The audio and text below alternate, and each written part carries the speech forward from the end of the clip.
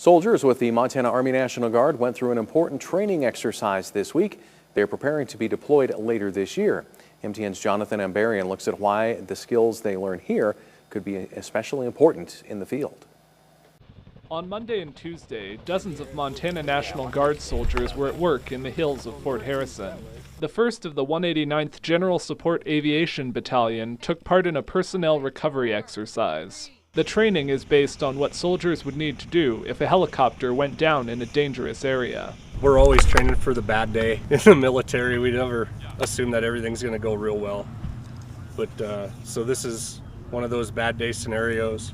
Specialist Justin Arnold was going through the training for the first time. Well, the bottom line is to be able to get out of a sticky situation as safely as we can with as many of us as we can. Soldiers are practicing a variety of techniques they may need in an emergency situation: land navigation, communication, signaling, and putting on protective equipment.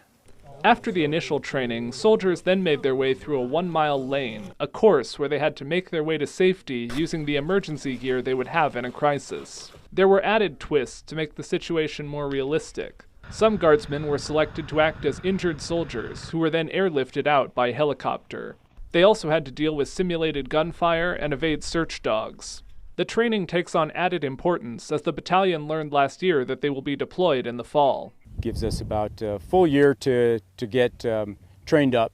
Commanders say exercises like this ensure they're ready for any situation they could face overseas. There's always anxiety, but we put our soldiers through this training, to build their confidence, to ensure their safety. That's exactly why we train. This is why we do this, to go and do things for our country, and this training helps us accomplish our missions. In Helena, Jonathan Ambarian, MTN News. Aviation crews have to receive this kind of personnel recovery training every year. Military leaders approve this specific exercise to count as part of the battalion's required pre-deployment training.